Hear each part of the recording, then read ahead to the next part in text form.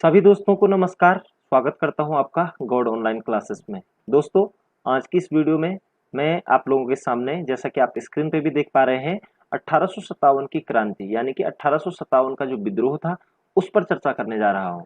दोस्तों, अगर आपने अभी तक हमारा चैनल सब्सक्राइब नहीं किया है तो आपसे एक विशिष्ट रिक्वेस्ट रहेगी आपसे कि आप चैनल को सब्सक्राइब कर लें, ताकि आपको इतिहास से रिलेटेड इस प्रकार की वीडियोस देखने को मिलती रहे। दूसरी चीज, अगर दोस्तों आज मैं 1857 की क्रांति को स्टार्ट कर रहा हूं, अगर आपने इससे पूर्व के वीडियोस नहीं देखे हैं, चाहे वो आधुनिक भारत के इतिहास के जितने भी वीडियोस हैं, चाहे अंग्रेजों का किस तरीके से भारत में आगमन हुआ था, उसके बाद बक्सर का युद्ध हुआ, प्लासी का युद्ध हुआ, सहायक संधि आई, डलहौजी की नीति आई, या बंगाल के गवर्नर रहे, जो बंगाल के गवर्नर जनरल रहे, भारत के गवर्नर जनरल रहे, तो उन पे सब पे अलग अलग वीडियोस बने हुए हैं। आप उनको एक बार जरूर देख लीजिएगा, ताकि आपकी समझ में ये वाला टॉपिक ज्यादा बेटर तरीके से आ पाए। तो दोस्तों, स्टार्ट करते हैं 1857 की क्रांति। दोस्तों, जैसा कि हमने देखा कि 1600 ईस्वी में ईस्ट इंडिया कंपनी की स्थापना हुई और वो धीरे धीरे भारत में आए। पहले उनका मकसद सिर्फ व्यापार करना था, उसके बाद धीरे धीरे उन्होंने क्या कर दिया, यहाँ पर बक्सर का युद्ध हुआ, उससे पहले प्लासी का युद्ध हुआ, जीते। उसके बाद उन्होंने राजनीतिक और धार्मिक हस्तक्षेप करना शुरू कर दिया। भारतीय राजाओं को ये कह सकते हैं हम कि अपमानित करना शुरू कर दिया था। तो कई कारण रहे होंगे कि 1857 में पहली बार भारतीय लोगों ने तलवार उठाने के लिए मजबूर हुए थे। तो देखते हैं कि क्या कारण थे 1857 ईस्वी की क्रांति के, इसके परिणाम क्या हुए होंगे, और इसके बाद कारण क्या क्या रहे थे, और उसके बाद क्या हुआ होगा। ठीक है, तो इसी पर आज चर्चा करने वाला हूं 1857 की क्रांति। तो आइए शुरू करते हैं 1857 की क्रांति। दोस्तों, सबसे पहले अगर बात करें कि विद्रोह का कारण क्या रहा होगा, कि क्या आखिर ऐसा हुआ होगा कि जिससे भारतीयों को अंग्रेजों के अगेंस्ट आना पड़ा, या फिर ये कह सकते हैं कि भारतीयों ने पहली बार तलवार को उठाया होगा अंग्रेजों के खिलाफ, या फिर अंग्रेजों की ऐसी कौन सी रणनीतियां भारतीयों को पसंद नहीं आ रही थी कि जिस कारण से भारतीयों में असंतोष था। तो उन्हीं चीजों पर चर्चा करते हैं। ये परीक्षाओं में कई बार पूछे भी जाते हैं, ऑब्जेक्टिव टाइप क्वेश्चनों में भी पूछे जाते हैं, और लॉन्ग आंसर टाइप में भी पूछ लिए जाते हैं कि 1857 ईस्वी की क्रांति की विद्रोह के क्या कारण थे। तो उनमें मैं ब्रीफ में जाने की कोशिश करूंगा और आपको बताऊंगा कि क्या क्या कारण रहे थे। तो देखिए दोस्तों, जैसा कि आप यहाँ पर देख पा रहे हैं, लॉर्ड डलहौजी की राज्य हड़प नीति और लॉर्ड बेलेजली की सहायक संधि ने इसमें महत्वपूर्ण भूमिका निभाई। दोस्तों, आपको पता होना चाहिए कि सबसे पहले अगर हम बात करते हैं लॉर्ड बेलेजली की, तो लॉर्ड बेलेजली आपका 1798 ईस्वी में भारत आया था, बंगाल का गवर्नर जनरल बन के, और 1805 ईस्वी तक रहा था। ठीक है, तो इसके टाइम पे क्या हुआ, इसने एक सहायक संधि चलाई थी। इस पर मैं ऑलरेडी वीडियो बना चुका हूं। अगर आप बंगाल के गवर्नर जनरल पढ़ेंगे तो उसमें वहां पर मैंने बहुत तरीके से इस पर व्याख्या की हुई है कि लॉर्ड वेलेजली ने सहायक संधि अपनाई थी। वो इसलिए अपनाई गई थी कि ताकि भारतीय जो हैं वो विदेशियों से कोई संपर्क न साध पाए। ठीक है ना। तो सहायक संधि को लागू करने वाला जो गवर्नर जनरल था बंगाल का, वो लॉर्ड वेलेजली था। इससे असंतुष्ट हो गए थे भारतीय नरेश और भारतीय लोग। ठीक है, दूसरी चीज क्या थी कि लॉर्ड डलहौजी, जो कि भारत का गवर्नर जनरल बन के आया था, इसने एक नीति चलाई थी जिसको कहा गया राज्य हड़प नीति। व्यपगत सिद्धांत भी इसे कहा जाता है। ठीक है ना। डॉक्ट्रिन्स ऑफ लैप्स, यानी कि राज्य हड़प की नीति किसने चलाई थी, लॉर्ड डलहौजी ने। यानी कि इसका मतलब ये था कि जिस राजा की उत्तराधिकारी नहीं है, यानी कि जिनके बच्चे नहीं हैं, तो वो दत्तक पुत्र या किसी को गोद नहीं ले सकते हैं, उनको वो राज्य क्या करना पड़ेगा, अंग्रेजों के को देना पड़ेगा, अधीन करना पड़ेगा। ठीक है, तो राज्य हड़प नीति और बेलीजली की सहायक संधियां क्या थी, जो विद्रोह का कारण था, उसमें महत्वपूर्ण भूमिका निभाई थी, क्योंकि ये दोनों ही चीजें नरेशों को असंतुष्ट करने वाली थी। यानी कि ये कह सकते हैं कि भारतीय राजाओं को या भारतीय नरेशों को असंतुष्ट करने में राज्य हड़प नीति और सहायक संधियों ने महत्वपूर्ण भूमिका निभाई, क्योंकि इन कारणों से जो नरेश थे, भारतीय नरेश थे, उनमें एक असंतोष का भाव जागृत हो गया, और उनके मन में ये चीजें आने लग गई कि अंग्रेज हमारा क्या कर रहे हैं, राजाओं का शोषण कर रहे हैं। तो आप कह सकते हैं कि लॉर्ड डलहौजी की राज्य हड़प नीति और लॉर्ड बेलेजली की सहायक संधियां ने विद्रोह के लिए एक मुख्य कारण बनाया था। ठीक है, दूसरी चीज क्या थी, राजनीतिक कारणों के साथ ही प्रशासनिक कारणों में भी क्रांति के लिए उत्तरदायी थे। ठीक है ना, राजनीतिक कारण तो थे ही, क्योंकि विभिन्न प्रकार की सारी चीजों में क्या किया जा रहा था, अंग्रेजों के द्वारा आपका हस्तक्षेप किया जा रहा था। प्रशासनिक कार्यों में भी अगर हम देखें तो कोई भारतीय प्रशासन में ऊंचे पदों पर नहीं जा पाता था। ठीक है, तो ये भी एक विद्रोह का कारण बना था। ठीक है, तीसरी जो सबसे इंपॉर्टेंट चीज आ रही है, ईसाई धर्म के प्रचार ने भी भारतीयों में असंतोष को उभारा। हमारे हिंदू धर्म को या उस समय मुस्लिम धर्म भी था, हिंदू मुस्लिम को छोटा बता करके ईसाई धर्म का प्रचार प्रसार अंग्रेजों के द्वारा किया जा रहा था, जिससे कि भारतीयों में क्या था, असंतोष की भावना उत्पन्न हुई, क्योंकि अंग्रेजों का जो धर्म था वो ईसाई धर्म है। ठीक है, अंग्रेजों द्वारा भारत का आर्थिक शोषण भी एक प्रमुख कारण था। भारतीय भू राजस्व नीति के कारण दुखी थे। ठीक है, आपने देखा होगा कि जो भू राजस्व, सबसे पहले तो क्लाइव आए थे, उन्होंने यहाँ पर द्वैध शासन लगा दिया था। उसके बाद बोर्ड ऑफ रेवेन्यू बना। ठीक है, उसके बाद आपने आपने देखा कॉर्नवालिस आए थे। कॉर्नवालिस, पिछले वीडियोज में इन पर सब पर चर्चा की गई है। कॉर्नवालिस आया था, उसने स्थायी बंदोबस्त यहाँ पर लागू किया सर जॉन सूर की सहायता से। तो जो ये भू राजस्व नीतियां अंग्रेज भारत में आकर के लगा रहे थे, उनसे भी भारतीय लोग क्या थे, बहुत ज्यादा असंतुष्ट थे। उनको ऐसा लग रहा था कि हमारा क्या हो रहा है, शोषण हो रहा है।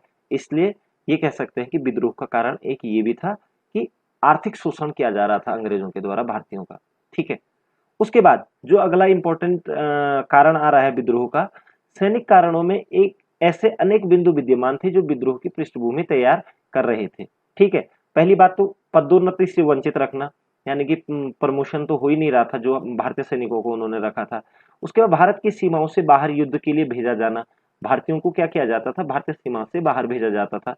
ठीक है ना, युद्ध के लिए बाहर भेजा जाना, तथा अतिरिक्त भत्ता न दिया जाना, और वहां जाने का उनको अतिरिक्त भत्ता नहीं दिया जाता था। ठीक है, और जो इम्पोर्टेंट बात हुई थी, चर्बी युक्त कारतूस के प्रयोग की बात सैनिकों में आक्रोश पैदा कर दिया। चर्बी युक्त बात यहाँ पर आई थी कि जो इन्होंने राइफल्स लिए थे, उसमें जो चर्बी लगाई गई थी वो गाय की और सुअर की चर्बी लगाई गई थी। तो इससे क्या हो गया, भारतीयों में भी और मुस्लिमों में भी क्या हो गया, जो सैनिक थे उनमें एक असंतोष सामने आया और विद्रोह का एक कारण बना। ठीक है दोस्तों, उसके बाद अगर देखें तो एक इंपॉर्टेंट चीज और थी कि क्योंकि भारतीय और मुस्लिम उस समय तक, अब 1857 आने तक मुगल बादशाह को ही क्या करते थे, काफी इज्जत करते थे, उसको अपना बादशाह समझते थे। इस और अंग्रेजों के द्वारा मुगल बादशाह को का क्या किया जाता था, अपमान किया जाने के कारण भी लोगों में असंतोष की भावना उत्पन्न हो गई, और ये सारे कारणों की वजह से विद्रोह शुरू हुआ। तो यहाँ पर हमने देखा कि विद्रोह के क्या कारण रहे। तो आपने देख लिया उसमें लॉर्ड डलहौजी की चाहे हड़प नीति हो या वेले जली की सहायक सन्नियां हैं, इन्होंने भी भूमिका निभाई। राजनीतिक और प्रशासनिक कारण भी उत्तरदायी थे। ईसाई धर्म का प्रचार प्रसार भी क्या था, जिसने विद्रोह खड़ा करने में एक अहम भूमिका निभाई। सैनिक कारणों की बात की जाए तो पदोन्नति नहीं दी जाती थी, भारतीयों को भारतीय सीमाओं से बाहर भेजा जाता था और उनके लिए उसके लिए अतिरिक्त भत्ता नहीं दिया जाता था। चर्बी युक्त कारतूस थे, जिनमें विशेषकर गाय और सुअर की चर्बी का मांस लगा हुआ होता था। ठीक है, और मुगल बादशाह का अपमान। तो ये शॉर्ट में मैंने आपको बताया कि विद्रोह के ये मुख्य कारण थे। अब आगे देखते हैं दोस्तों कि विद्रोह का आरंभ कैसे हुआ था। तो विद्रोह का जो आरंभ हुआ था दोस्तों, यहाँ पर एक सेकंड इसको निकाल लेता हूँ। विद्रोह का जो आरंभ हुआ था वो दोस्तों, उसके यहाँ पर जैसे कि आप देख पा रहे हैं 29 मार्च 1857 को मंगल पांडे ने बैरकपुर छावनी में विद्रोह किया। इस विद्रोह नई क्रांति की एक पृष्ठभूमि तैयार की। इस विद्रोह ने क्या की, क्रांति की पृष्ठभूमि को। तो आपको एक चीज बता देना चाहूंगा, 1829 मार्च की बात है और मंगल पांडे, ठीक है ना, मंगल पांडे एक सैनिक थे, और क्या हुआ कि बैरकपुर छावनी में थे ये। तो बैरकपुर छावनी में इन्होंने विद्रोह कर दिया, क्योंकि ये जो कारतूस लगे हुए आपको जो ये कह सकते हैं कि जो कारतूसों पर चर्बी लगाई गई थी सुअर और गायों की, तो उससे इन्होंने क्या कर दिया था, विद्रोह कर दिया था 29 मार्च 1857 ईस्वी को। ठीक है, यद्यपि बैरकपुर से विद्रोह का आरंभ नहीं होता है। जो विद्रोह होता है वो होता है 10 मई 1857 को मेरठ से। तो प्रश्न यहाँ पर बन जाता है कि 1857 की जो विद्रोह था उसका शुभारंभ कहाँ से हुआ था और कब हुआ था। तो आप कहेंगे 10 मई 1857 को मेरठ से। ठीक है, और मेरठ में भी किसने किया था विद्रोह? सिपाहियों ने ही विद्रोह किया था। ठीक है, मेरठ से विद्रोही सैनिकों ने दिल्ली मार्च कर 10 मई को शुरुआत की और मेरठ से चले ये, और 11 मई को इन्होंने 11 मई 1857 को बहादुर शाह जफर को भारत का बादशाह क्या कर दिया गया? घोषित कर दिया गया सैनिकों के द्वारा। ठीक है दोस्तों, ठीक है। इसमें बख्त खां थे, बख्त खां, ठीक है, जिन्होंने अपने आप मतलब ये कह सकते हैं हम कि बहादुर शाह जफर को तो इन्होंने भारत का बादशाह कहा, और अपने आप बख्त खां को क्या कर दिया? कमांडर इन चीफ नियुक्त कर दिया बख्त खां ने। ठीक है, उसके बाद आगे देखते हैं, सैनिकों का नेतृत्व बख्त खां ने किया। ठीक है ना, था। धीरे धीरे 1857 का विद्रोह देश के अन्य क्षेत्रों में भी फैल गया। ठीक है, 10 मई को मेरठ से विद्रोह शुरुआत होती है और 11 मई को दिल्ली पहुंचते हैं ये। इससे क्या हुआ कि हमारे जो देश के अन्य भाग है वहां पर भी क्या हो गया? असंतोष की भावना उत्पन्न हुई और विद्रोह शुरू हो गई। ठीक है, उसके बाद कानपुर में 5 जून 1857 का विद्रोह की शुरुआत हुई। 1857 की क्रांति का जो विद्रोह था वो कानपुर में 5 जून को शुरुआत हुआ। ठीक है, यहाँ पर पेशवा बाजीराव द्वितीय के दत्तक पुत्र नाना साहब, जिन्हें क्या कहा जाता है? धोंदू पंथ। तो ये प्रश्न में उठ जाता है। पहली बात तो नाना साहब का नाम क्या था, मतलब बचपन का नाम क्या था? तो धोंदू पंथ के नाम से भी इन्हें जाना जाता था। ठीक है, अब हुआ क्या कि नाना साहब दत्तक पुत्र थे किसके? अंतिम पेशवा बाजीराव द्वितीय के। ठीक है, अंतिम पेशवा बाजीराव द्वितीय के जो दत्तक पुत्र नाना साहब थे, इन्होंने क्या किया था कि अंग्रेजों ने इनकी क्या कर दी थी? बाजीराव की मृत्यु के बाद इनकी पेंशन बंद कर दी थी। ठीक है, तो इनके अंदर भी क्या हो गया था? आक्रोश उत्पन्न हो गया था और इन्होंने विद्रोह शुरू कर दिया 5 जून 1857 को कानपुर में, और विद्रोह के क्या बने? ये नेता भी बने रहे। ठीक है, और इनकी सहायता किसने की थी कानपुर में? तात्या टोपे ने। तात्या टोपे जी ने भी इनकी सहायता की थी।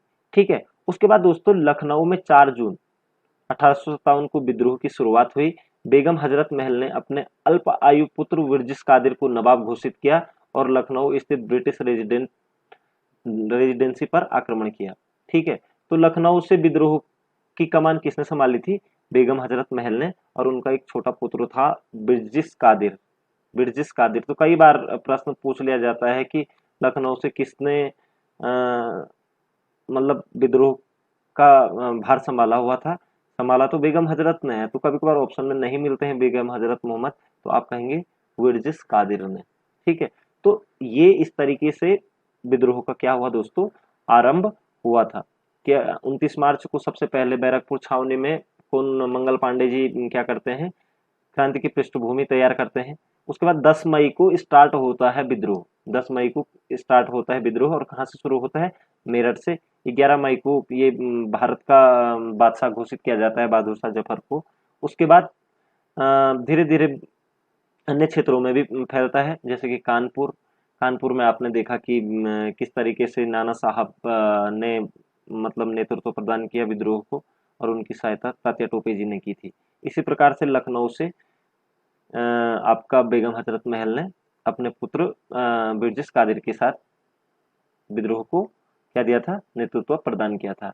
अब यहाँ पर एक बात आ रही है, इस चीज का तुम आपसे रिक्वेस्ट रहेगा कि आप क्या ले लेंगे?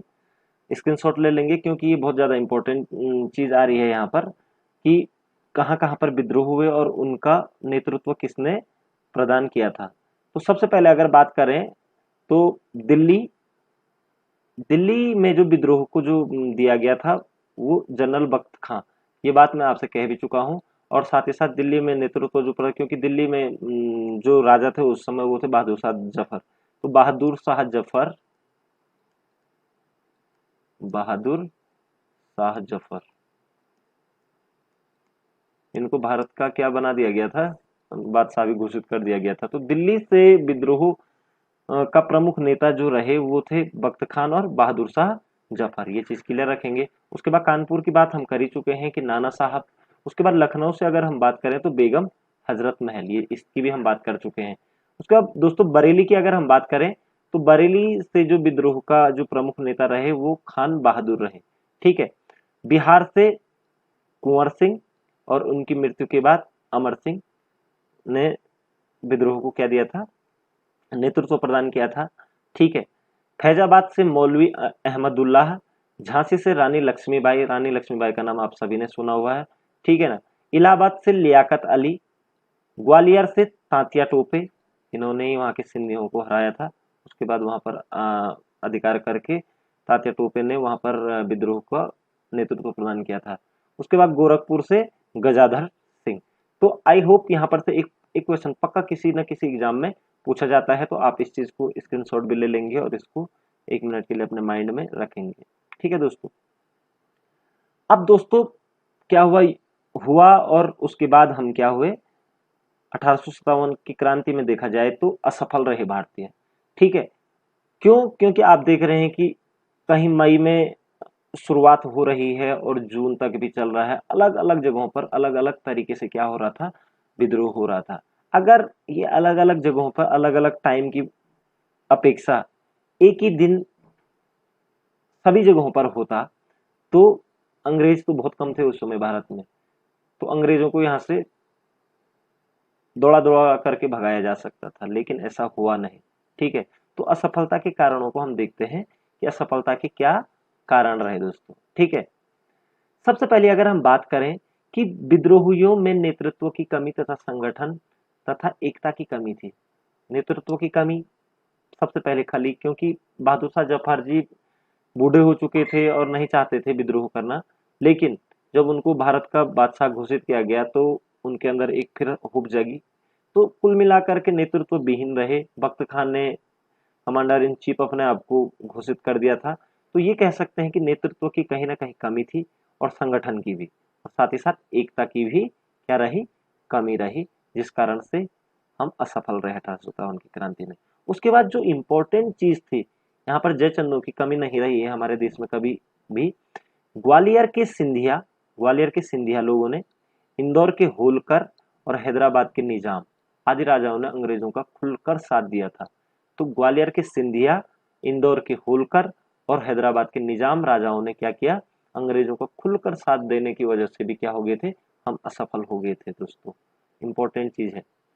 अच्छे साधन एवं धनाभाव के कारण भी विद्रोह असफल रहा, क्योंकि भारतीयों को तरीके से लूट लिया गया था, नरेशों को निर्बल बना लिया गया था। तो उनके पास क्या नहीं था, कुल मिलाकर के पैसा नहीं था, धन अभाव था और संसाधन नहीं जुटा पाए, जो कि क्या हुए, अंग्रेजी अस्त्र शस्त्र के समक्ष भारतीय अस्त्र शस्त्र बोने साबित हुए, क्योंकि भारतीयों के पास था ही नहीं, क्योंकि पूरा रास्ता काज का कार्य तो अब अंग्रेज चला रहे थे। भारतीय नरेश सिर्फ और सिर्फ नाम मात्र के रह गए थे। तो अच्छे संसाधन और संसाधनों का और धन का अभाव होने के कारण से भी क्या हुआ, हम असफल रहे। उसके बाद देखिए, इस विद्रोह में राष्ट्रीय भावना का पूर्णतया अभाव था। राष्ट्रीय भावना नहीं थी, क्योंकि भारतीय समाज के सभी वर्गों का सहयोग इस विद्रोह को नहीं मिल पाया। सामंतवादी वर्गों में एक वर्ग ने विद्रोह में सहयोग किया, परंतु पटियाला, जिंद, ग्वालियर एवं हैदराबाद के राजाओं ने विद्रोह को कुचलने में अंग्रेजों का पूरा सहयोग किया। संकट के समय लॉर्ड कैनिंग ने कहा था कि यदि सिंधिया भी विद्रोह में सम्मिलित हो जाएं तो मुझे कल ही भारत छोड़कर जाना पड़ेगा। सिंधिया लोग अंग्रेजों के साथ आ गए थे, क्योंकि विद्रोह दमन के पश्चात भारतीय राजाओं को पुरस्कृत किया गया। देखिए, जब विद्रोह का दमन कर दिया गया तो भारतीय उन राजाओं को जिन्होंने अंग्रेजों का साथ दिया था उनको पुरस्कृत किया गया। निजाम को बरार का प्रांत लौटा दिया गया और उसके ऋण माफ कर दिए गए। सिंधिया, गायकवाड़ और राजपूत राजाओं को भी पुरस्कृत किया गया, क्योंकि पुरस्कृत इसलिए किया गया कि ताकि ये फ्यूचर में भी हमारा ऐसा ही साथ देते रहे। तो अपने लोगों को ही आपस में अंग्रेजों ने क्या कर दिया था, भिड़ा दिया था। तो ये बहुत सारे ये कारण रहे थे कि जिस कारण से हम क्या हो गए, असफल रहे, कि जो राजाओं का, कुछ राजाओं का साथ क्या था। इसके अलावा भी व्यापारी भी चुप रहे और शिक्षित वर्ग भी चुप रहा। अगर कहीं ना कहीं अगर व्यापारी और शिक्षित वर्ग भी अगर विद्रोह में आता तो शायद हम असफल नहीं रहते। ठीक है दोस्तों, तो ये असफलता।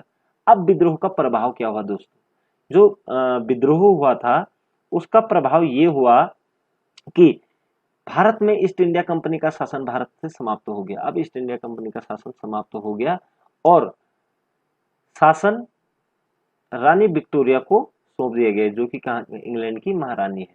ठीक है, क्योंकि जब इस तरीके से विद्रोह हो रहे थे, जानमाल का खतरा दोनों तरफ को हुआ, अंग्रेज भी काफी सारे मारे गए। ठीक है, तो क्या कर दिया गया, अब कंपनी से शासन को समाप्त कर दिया गया भारत से, और सीधा जो ब्रिटिश क्राउन है उसका शासन भारत में स्थापित कर दिया गया। ठीक है दोस्तों, तो ईस्ट इंडिया कंपनी का शासन कब समाप्त हुआ, तो आप बोलेंगे 1858 ईस्वी के तहत हुआ था ये। भारतीय शासन अधिनियम आया था उस समय, एक एक्ट आया था, तो उसके तहत कंपनी के शासन को क्या कर दिया गया, समाप्त कर दिया गया। ठीक है, उसके बाद दोस्तों आगे देखते हैं, सेना में सुधार शुरू किए गए और नए कदम उठाए गए ताकि भविष्य में कोई ऐसी घटना न हो।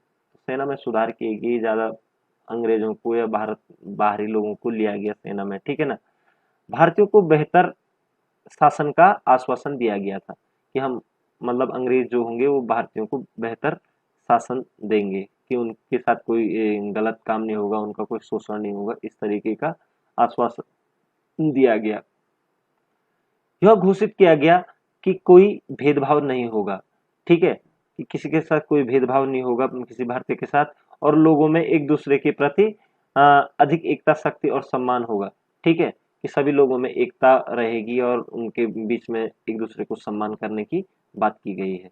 ठीक है, और जो अगली चीज थी, व्यपगत का सिद्धांत वापस ले लिया गया, यानी कि डॉक्ट्रिन्स ऑफ लैप्स, यानी कि राज्य हड़प की जो नीति थी उसको क्या कर लिया गया, वापस ले लिया गया। तो राज्य हड़प की नीति जो डलहौजी ने चलाई थी उसको भी क्या कर लिया गया, वापस ले लिया गया। यानी कि अब किसी नरेश का कोई अगर उत्तराधिकारी नहीं है तो वो दत्तक गोद लेकर के भी क्या कर सकता है, अपने राज्य का कार्य आगे चला सकता है। तो ये विद्रोह के ये प्रभाव रहे थे दोस्तों। ठीक है, उसके बाद कुछ इंपॉर्टेंट चीजें हैं इसमें जो परीक्षा की दृष्टि से बहुत ज्यादा इंपॉर्टेंट हो जाती है।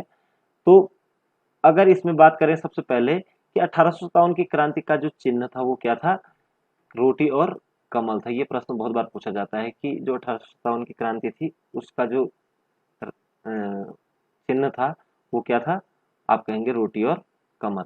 उसके बाद वीडी सावरकर की पुस्तक the war of independence, the war of independence, आपने सुना होगा इस पुस्तक के बारे में। इसी पुस्तक में 1857 की क्रांति की बात की गई थी, द वॉर ऑफ इंडिपेंडेंस, जो कि कब हुई थी प्रकाशित, 1909 ईस्वी में प्रकाशित हुई थी। इस क्रांति को प्रथम स्वतंत्रता संग्राम माना गया, भारतीयों का प्रथम स्वतंत्रता संग्राम माना गया था। तो 1857 की क्रांति को भारतीयों का प्रथम स्वतंत्रता संग्राम किसने माना था, तो आप कहेंगे वीडी सावरकर ने अपनी पुस्तक द वॉर ऑफ इंडिपेंडेंस में माना था। ठीक है, और इस विद्रोह के बारे में जॉन लॉरेंस ने कहा कि यदि उनमें एक भी योग्य नेता रहा होता तो हम सदा के लिए हार जाते। वास्तव में बात सही है कि विद्रोह इतना बड़ा हुआ, अगर उनमें एक भी योग्य नेता होता जो कि सबको संगठित कर पाता तो वास्तव में अंग्रेजों को हराना मुश्किल नहीं था। तो प्रश्न यहाँ पर से भी उठ जाता है कि यह किसका कथन था कि यदि 1857 की क्रांति में भारतीयों में एक भी योग्य नेता होता तो अंग्रेज सदा के लिए हार गए होते। तो ये था सर जॉन लॉरेंस का। ठीक है दोस्तों, तो ये इंपॉर्टेंट चीजें थी। तो हमने देखा कि 1857 की क्रांति किस तरीके से, इसका कारण क्या रहा, प्रारंभ कैसे हुआ, परिणाम क्या निकले, और इसमें इंपॉर्टेंट चीजें क्या थी। तो ये चीजें थी। तो दोस्तों आशा करता हूँ कि आपको वीडियो जरूर समझ में भी आया होगा और पसंद भी आया होगा। आपसे एक रिक्वेस्ट रहेगी कि आप चैनल को जरूर सब्सक्राइब कर दीजिएगा अगर आपने अभी तक चैनल सब्सक्राइब नहीं किया है। आपका शुभ समय हो, आपके उज्जवल भविष्य की कामना करता हूँ। जय हिंद, जय भारत।